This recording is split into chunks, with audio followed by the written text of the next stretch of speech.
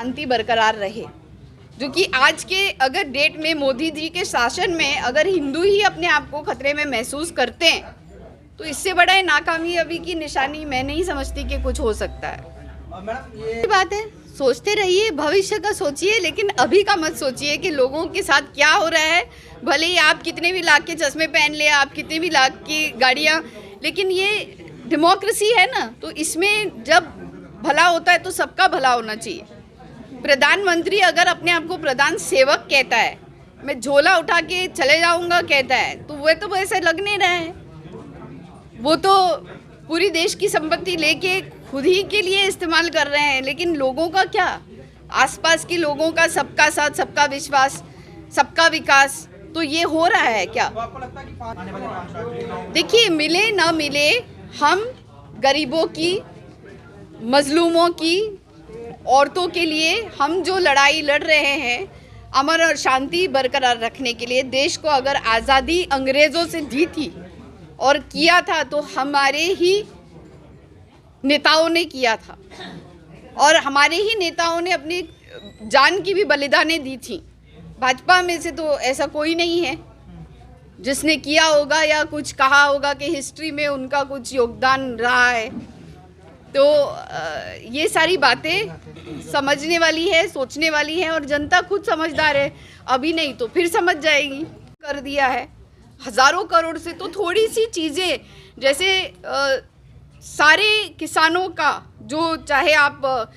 Petrol ले लीजिए या सारी और चीज़ों को महंगा करके अगर आप उनको थोड़ी सी रियायत दे देते हैं तो एक्चुअली तो वो लॉस में है ना। मैम, आपको नहीं लगता कि जब तो हंसी आती है, क्योंकि कांग्रेस इस देश में कितने साल कांग्रेस ने रूल किया है और कितने साल बीजेपी ने रूल किया है, जो कि लोग बीजेपी को देखेंगे और फिर कांग्रेस के पास आएंगे, तो ये सब बातें जो होती हैं आपसी जो झगड़े होते हैं एक परिवार में भी होते हैं, तो उसमें हमारा जो पार्टी है वो बहुत ही डेमोक्रेटिक प्लेटफॉर्म है, जिस पे लोग कहते हैं आपसी मतभेद भी होते हैं जैसे हर परिवार में होता है, और बीजेपी में भी होता है। बीजेपी के कितने सारे लीडर्स हर स्टेट में दूसरी जगह पर चले गए हैं, तो ऐसा सब कुछ चलता रहता है पार्टियों में। लेकिन जितना राज कांग्रेस ने इस देश पे किया है उस हिसाब से बीजेपी को जब भी मौका मिला है, मोदी जी खुद ही अपने आप को सुरक्षित नहीं पाते। बालाकोट में हम सवाल नहीं करना चाहते, लेकिन सबने देखा, हमारे होम मिनिस्टर सामने आए, उन्होंने कहा,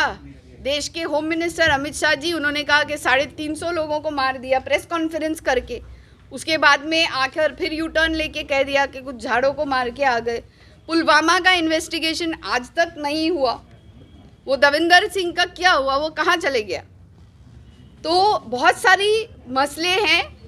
ये डिमोनेटाइजेशन क्यों किया, काला धन कितना आ गया, 15 लाख रुपए सबके अकाउंट में आए कि नहीं, 2 करोड़ नौकरी सालाना लोगों को मिले कि नहीं, या सबको जम्मू कश्मीर में भी पकौड़े बिकवाएंगे? 70 साल कांग्रेस ने राज किया है, वो 70 साल में जो भी कांग्रेस ने देश की धरोहर बनाई है वो सारा कुछ तो बीजेपी ने बेच दिया है या प्राइवेटाइज कर दिया है। तो ऐसा क्या है जो बीजेपी के पास है, जो बीजेपी बता पाए कि हमने इस देश के लिए किया है? बात है, क्योंकि जिस तरह से यहाँ पर सिक्योरिटी का इंतज़ाम नहीं है ठीक तरह से, लीडर्स के पास सिक्योरिटी भी नहीं है, और बहुत सारी चीज़ें हैं, जैसे कि मैंने आपको सुचेतगढ़ का कल बताया, आज बताया कि कल हम गए थे वहाँ पर, कैसे सुचेतगढ़ के लोग भी चिंतित हैं कि वहाँ पर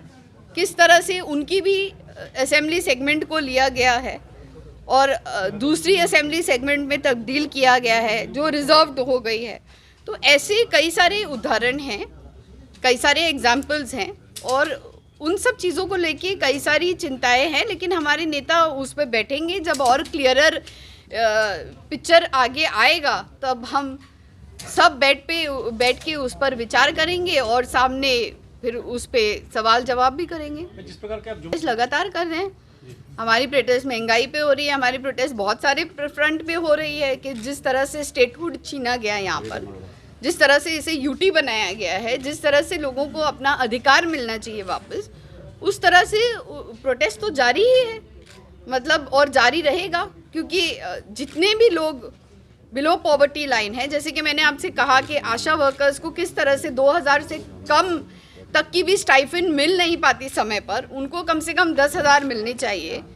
आंगनवाड़ी वर्कर्स की भी हालत जो ख़राब है, और उसी तरह से जो महिलाओं को सबसे ज़्यादा प्रताड़ित होना पड़ता है हर सिचुएशन की वजह से, खास करके महंगाई और बेरोज़गारी का सारा